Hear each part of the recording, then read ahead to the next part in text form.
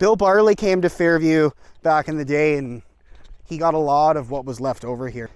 That was the thing, guys. When ghost towns went by the wayside and disappeared, you'd have the looters and the raiders show up, and then they basically wanted to take everything and use it. So that's what they did.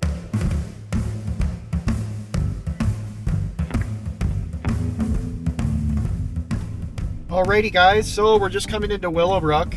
This is where the turn is for Fairview. Okay, guys, this is Willowbrook, just another little small farming, mining, and ranching community around Orofino. So we've got Carameus, Olalla, Twin Lakes, Willowbrook, Fairview, Oliver, and then back to Carameus. Kind of doing the circuit of all the towns, right? But people would come from all the different regions to prospect here. Wasn't as well known. It was later on to like late 1890s, so it wasn't like in the 1860s or 1870s or even 1880s, guys. It was late, and they mined up until the 30s or 40s, and then just the problem with the Okanagan is things don't go to depth here, guys. It's the same as the boundary. Like, just because stuff is showing really nice on the surface, it doesn't necessarily mean it's always going to be that way. And sometimes as soon as you start punching into the vein and going down, it just tapers right off. There's nothing there, right? So it's a whole thing. On the coast, those coastal deposits, like up near Stewart, Braylorn, those go down miles, right? Kilometers down into the earth because of the mountains and the geology here. Here it's not as extreme, right? So you just keep that in mind if you do find gold, or you do find like a bunch of veins or a prospect here. It's probably not going to go to depth, guys. And when you're gold mining, you don't mine all of the gold just because it's all there. You mine what has a solid business case and what is going to give you your return on investment, right? You want your return on investment plus your, little bit of profit, right? If you can't get that, you end up paying to mine gold. And nobody would like paying to mine gold. No. And that's what I was saying about overburden before, guys. Overburden is tricky, guys. It's very tricky. We're about to come into the town site of Fairview. Like a typical ghost town, guys, there's nothing here. Fairview was raided and destroyed, and it burnt. Some parts burned into fire, and the other parts that didn't were destroyed by raiding. So we'll talk all about that. It's just right here, guys, basically. The town site of Fairview. Alrighty, guys, so here we are, town site of Fairview. We're gonna go for a little hike, just walk to the town site, but let's just see what these are saying. Oliver, nestled between McIntyre Bluff and northern end of Osoyoos Lake. Oliver is named after former British Columbia Premier John Oliver, affectionately named Honest John. By 1921, the town site had been planned, and 2 years later, a branch of the CPR reached Oliver. It was abandoned in 1978. As an unemployment relief project during the Dirty 30s, an airport was completed in 1933, and in 1942, a 45-bed St. Martin's Hospital established by Sisters of St. Anne, while the village of Oliver was incorporated in 1945. From its early ranching and logging origins, Oliver has progressed through ground cropping to become one of the province's premium fruit growing areas with vineyards, wineries, and allied industries. In 1966, it celebrates its 75th birthday. Osoyoos Interior, Salish name for the Narrows. Ancient Indian trail crossed the beautiful Lake Osoyoos, and after the international border was surveyed, a Canadian point of entry customs house was built there in 1861. The east-west Dewdney Trail, which passed through Osoyoos, was built to connect Vancouver merchants with flourishing gold mining camps at Rock Creek and the Wild Horse. Mexican cattle ranchers here too, guys. Alrighty, so we're gonna go for this walk. So Fairview, historic mining town, 1887 to 1925. Watch out for rattlesnakes and ticks too, eh? Oh, Lyme disease. Stay out of those bushes. So this is the old town site of Fairview, guys. Not much left of it now. All the buildings are gone. The jail's back in Oliver. Definitely be careful walking around here, though. Them rattlesnakes and ticks about. Doesn't sound all that fun. But you can see this would have been the town site of Fairview, guys. Oliver's just down there. Osoyoos is over there. There's not really much to see other than just kind of give you guys a little bit of a walk. And oh, is this the end of the trail here on the other side? Yeah, that's how you access it from the other side. Bill Barley came to Fairview back in the day, and he got a lot of what was left over here. That was the thing, guys. When ghost towns went by the wayside and disappeared, you'd have the looters and the raiders show up, and then they basically wanted to take everything and use it. So that's what they did. They started pulling up everything. Like I said, the jail got moved to Oliver. Maybe see the old depressions, but It's old enough that, you know, even just trying to look for depressions, I doubt you're gonna see anything. But you can kind of see there's little pieces here. But one-armed Reed was up here in 1887, and he was just kind of looking around for placer gold. Didn't end up finding too much, but he found hard rock deposits and moved on, right? But he never staked it. So then 2 prospectors came by and decided that they were going to stake it, and so they staked it, and then the mining camps were born. So Fairview on this side of the mountain was kind of the epicenter of mining, guys. The hotel, the big teepee, the Fairview Hotel, that burned down in a fire to 1912, so that wasn't all that great. That's antelope brush, and that's sagebrush.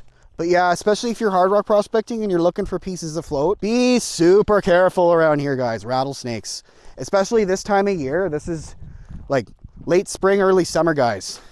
This is exactly when these will be coming out. This is the town site, guys. This would have been the old town of Fairview. Now it's more of a town of antelope brush and sagebrush. This is the Okanagan.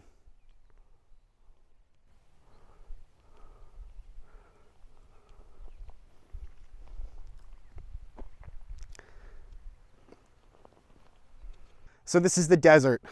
There's prickly pear cactuses. They're these low-lying cactuses. They're on the ground. So let's talk a little bit about the hard rock prospecting they were doing here. So there's a number of occurrences of note. There's 3 kind of main occurrences that kind of not define the ore body of Orofino Mountain, but they're known as the big 3. That'd be the Twin Lakes occurrence, the Grand Oro occurrence, the Grand Oro mine, and the Orofino Mountain occurrence. Now, there's more occurrences. There's the Mo-Rhodonite occurrence as well, the Irene occurrence, but these are kind of all over the mountain in different locations, guys. But when you're gonna prospect, you wanna find the peak, the center of the mountain, right, where the peak is, and then lay yourself out from there and decide from there where you're gonna go, how are you gonna do it. The claims are all clustered in this area. If you look at the coordinates, they're all around this area. Some are just off to the side of the road. So it's important to be mindful for tailings piles. You know, look at tailings piles. If you see a big pile of rock at the side of the road, that's usually a pretty good indicator that there was a mine, especially in an area that you know there's been mining, right? I was saying before, one of the easiest ways the gold prospect is that if you know there was something here, like you know that there was a mine here, then go to the areas they didn't go. Go further out. Maybe you'll find some more there.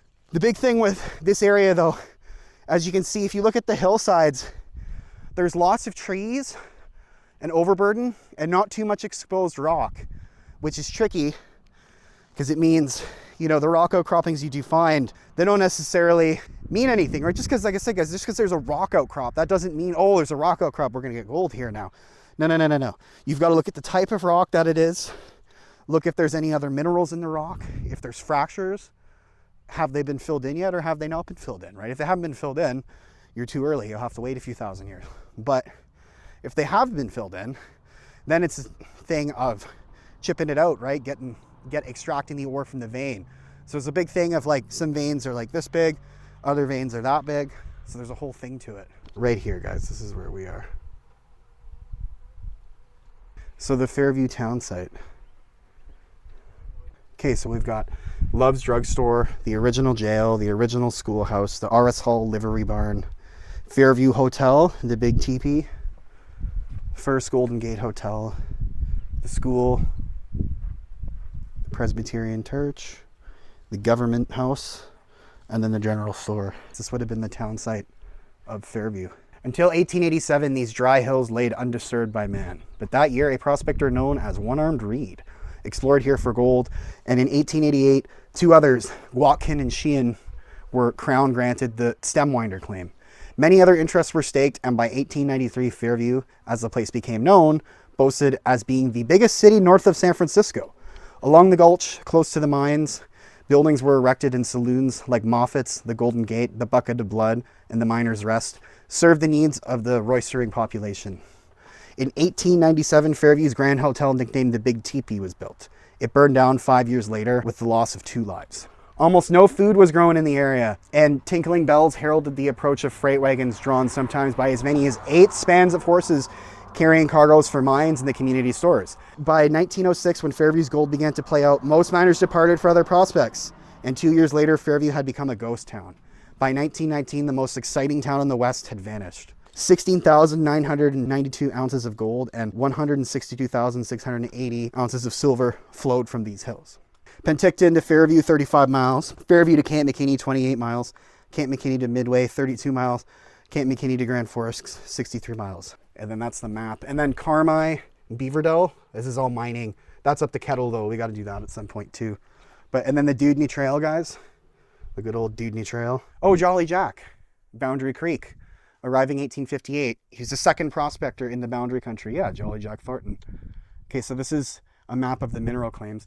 Map shows mineral claims in Camp McKinney area. The green grid denotes the proposed town site. However, the camp was built on the following claims: Maple Leaf, Emma, Alice, Caribou, Amelia, Sawtooth, and Okanagan.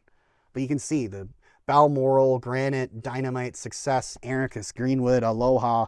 They just, you name it whatever you want, guys, right? And they can Last Chance, the Vernon, Islander, the Big Bug. And then the Sailor Hotel shows you renditions of all the buildings. So we're going to continue our little show here. This is the town site of Fairview, guys. Camp McKinney's over there on the other side. We'll do Camp McKinney at some point. You see this mountain here? So walking along the side of this mountain, you're going to want to be looking for rock outcrops because there's so much overburden here that not too much of the mountain is exposed.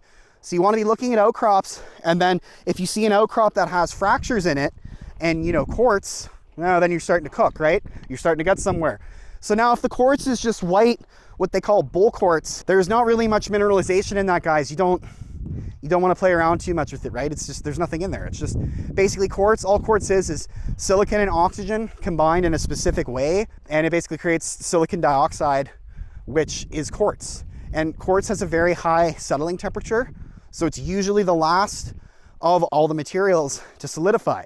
So when you have pyrite, iron, gold, silver, copper, lead, zinc, all of these things are important to finding gold because they all occur together. And there's a common theme between all of these, and that is sulfides, guys. They're sulfide minerals.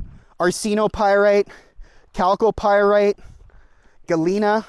Galena would be sulfide mineral of, like, sulfide combination of silver and lead and zinc, right?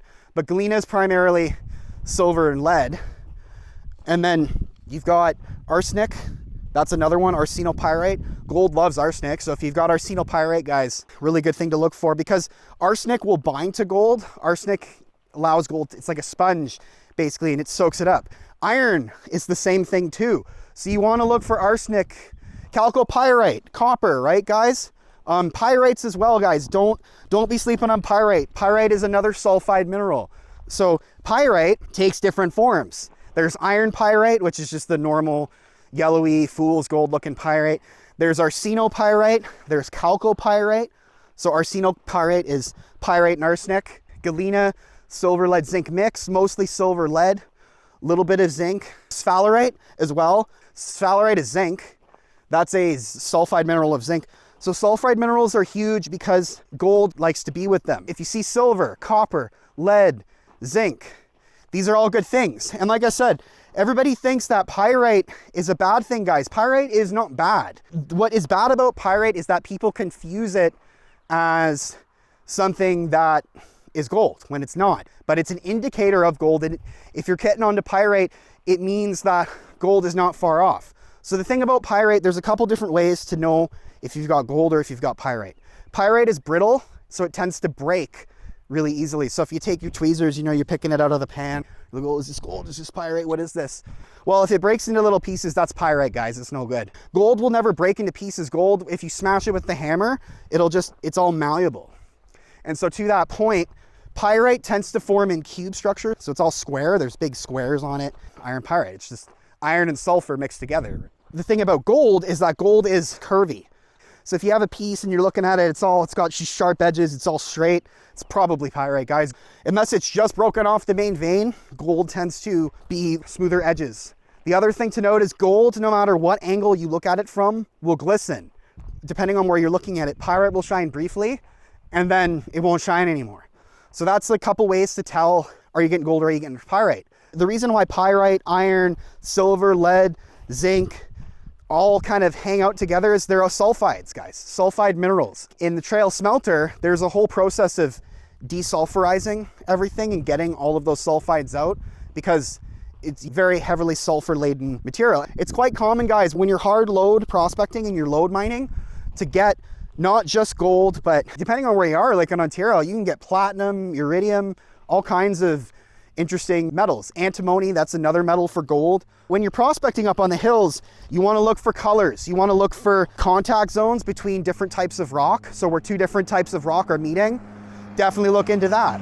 Faults, check the faults. Look at the quartz. If there's stuff in the quartz, like if it's smoky quartz or it's kind of orangey, reddy quartz, those are all good signs, guys. Look at the pyrite, look for free gold, free milling gold. It's stuff that's easy to mill and get out of the quartz. So when these guys were walking around here, they're basically just doing that, right? They're looking for ledges. They're looking for outcrops. They're trying to see, is there too much overburden? Is there not? Could I maybe dig? But you don't want to dig, guys. You don't want to dig because you're just working for no money. One of the things to note is that moss, tree roots, also trap gold. So, you know, you check the moss out, right? You never know if there could be, you could pull up a bed of moss and underneath is a big gold vein. You never know where it is, guys. You never know where things are. So the biggest thing that you want to do when you're prospecting is just find fractures that have quartz in them. And then from there, check if the quartz has color. And then what kind of color does it have? Because just because quartz is colored doesn't mean there's going to be gold in it. Like rose quartz is not, it's not gold, right? It's not going to find gold in rose quartz, but it's nice. It's pretty gemstone. But we don't want rose quartz for this, right? You want red, stained, heavily oxidized quartz.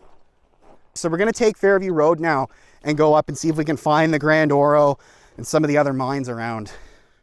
We're on Fairview Road now, driving up Fairview Road. So we're heading up Orofino Mountain now, so we should be passing a whole bunch of different mines. The set of king claims, the Grand Oro as well. There's a whole bunch of different mines all along here. So good road though. Let's see what we can find. People live all along here too. But Orofino Mountain, guys, hard rock gold. The Morning Star, the Evening Star, those were a couple other mines. The Morning Star was kind of the big one. That was one of the discovery claims. So the float, guys, good places. We'll stop and look at some float, take a look at the rocks. Up Orofino Mountain we go. And there's a mine right up near the summit on the road of the road, like where the road kind of hits the summit a little bit. But it's about, most of the claims are right in this area, and they're about anywhere from like 1.5 to like 4 kilometers north of the peak, and then anywhere from 16 to like 20 kilometers northeast, guys. There's a washboard on this road, actually. Oh, it's raining. Oh, we got sun showers. Okay, that's British Columbia for you. Lots of cattle there. It's here. Wow. Ranching territory here. So I'm always keeping my eyes peeled, guys, for little tailings piles on the side of the road. A lot of this is no trespassing though, so it's hard to... But even honestly, guys, if we go to the mines, like, it's an old mine. It's a dark hole with mostly flooded with water. It's more the area, the history of the area, how to do it, so to speak. Like, it's nice when you can find a mine and go explore it, but really exploring a mine is like, it's A, it's really dangerous. B, a lot of them are flooded and there's not really that much to see other than just, you know, a adit and a shaft and a wind, maybe a couple stopes. But nonetheless, guys, keep my eyes peeled, see if I can find anything. Stamp mill too, near Fairview. That's for processing the ore. Hey, yeah, there's houses here. There's tons of stuff going on here. We're going up the mountain, but you see how much overburden there is? And there's lots of trees.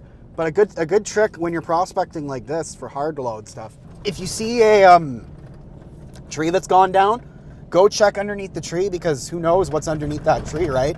That's happened. That was a thing in Ontario. Prospectors would check out all this. No, this is power lines here. I can't do that. They would check out after a storm, after there was a windstorm, they would look to see if there had been any trees blowing down, and then they would check those trees to see if there was any, you know, exposed ore. Moss, guys, huge, pulling up moss. That's a great little trick. But you can see, look at all this. It's pretty, like, there's not too much. There's an outcrop over there. So it's tricky.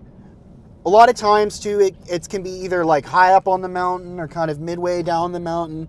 There's all kinds of combinations of it. Like in the Lardo is really high up, right on the tops of those mountains. Sometimes it's in the middle. Most of the time it'll be at the top though. So, but we're weaving up the mountain now. Oh, outcrop. I see outcrop there. I gotta find a good place to pull over though. That's the thing. You can see these outcrops here, look, little outcrop of rock here. Stop, take a look. Yeah, it's not really, that doesn't look too good. You kind of see there's a lot of rock. You don't even want to give that a second thought, guys. If it looks really continuous and it's not fractured and you're not seeing, like I said, contact zones, guys, where two different types of rock are meeting each other, great place to look for gold.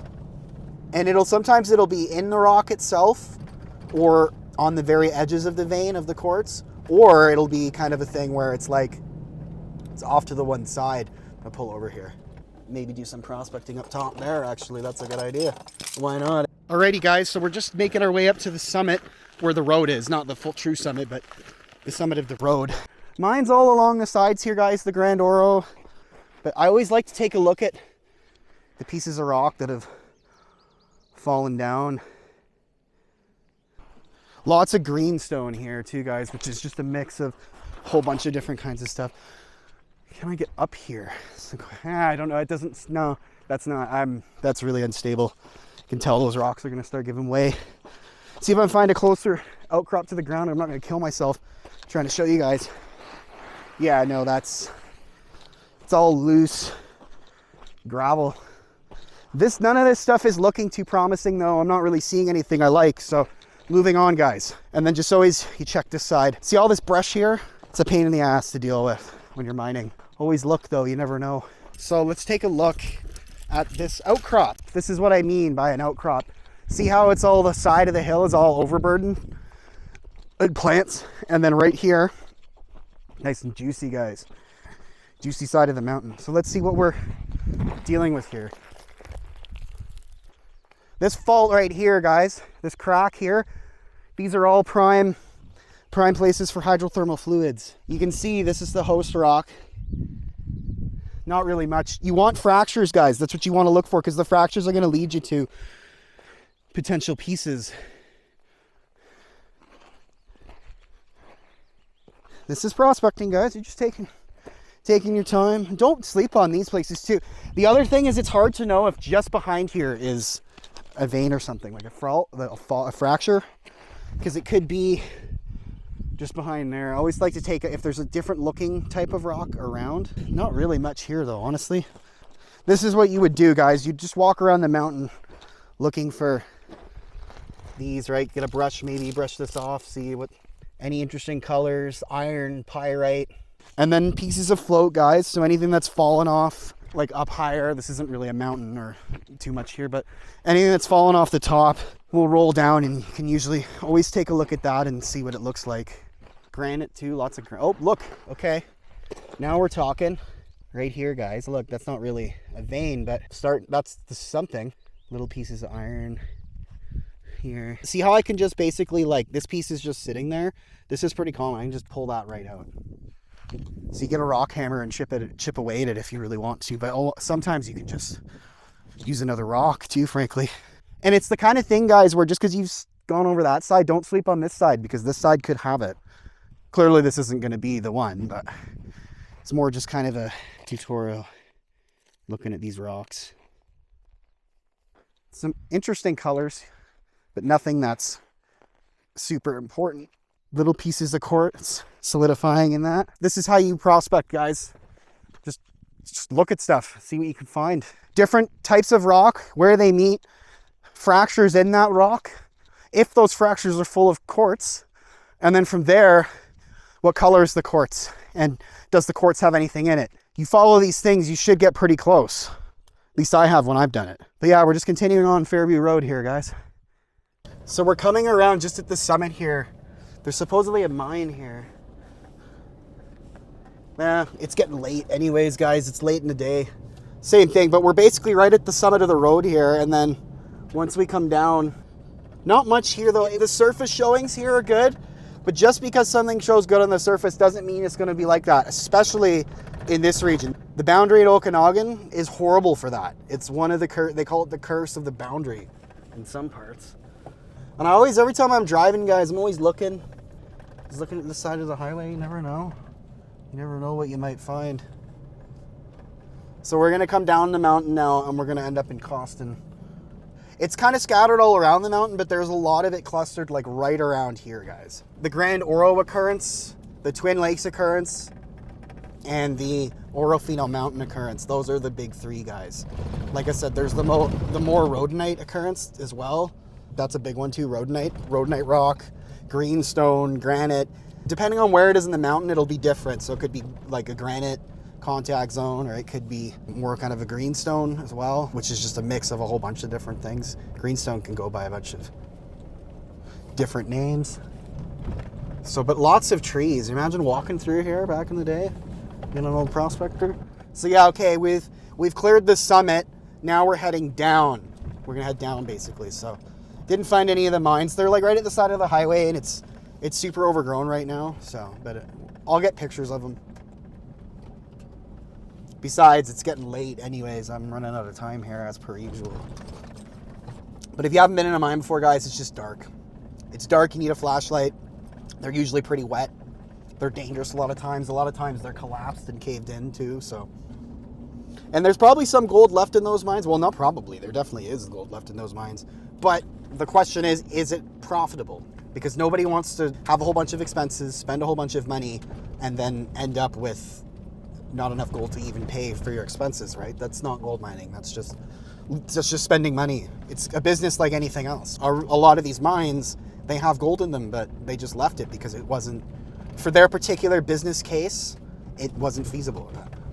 Just be careful on this road because it's almost a one-way, and I just saw a car coming, and it is a logging road too, so you always want to have a radio and be listening, right? So, but we're making our way down the mountain, and it'll start getting dry again fairly soon. Okay, this is the next cattle guard. Lots of private property too. That's the other thing about some of these mines will be on other people's property, and I really don't want to trespass on people's property just because that's not cool at all. And then we'll come down into Costin, and then we're back on the wagon road.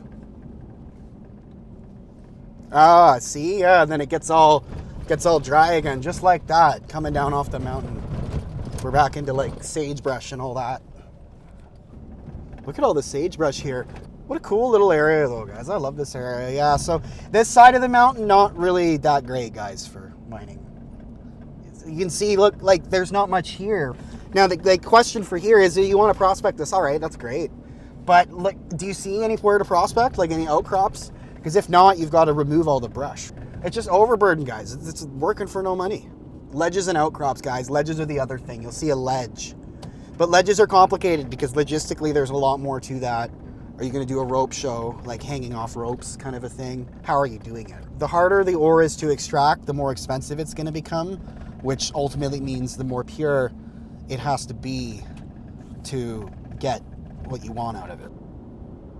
But we've done a whole circuit now around the mountain. So we've seen all the towns associated with this particular gold rush. It was small, guys. There was never crazy amounts of gold that came out of here. One of the mines, had 90 pounds of gold come out of it. That's not horrible. But again, when you do find something here, it looks really good on the surface. And then basically after that, it completely tapers off and there's nothing left, right? And then guys are like, oh, well, what's the point? So that's going to conclude our Orofino Mountain show. Olalla, Fairview, Karamias, Oliver, Costin, the whole circuit, guys. As you can see, we're coming back down now. So I hope you enjoyed it, guys. Like and subscribe. Don't forget to hit the bell icon to get notified. Leave a comment. I'd love to hear from you. And Sasquatch Prospector out.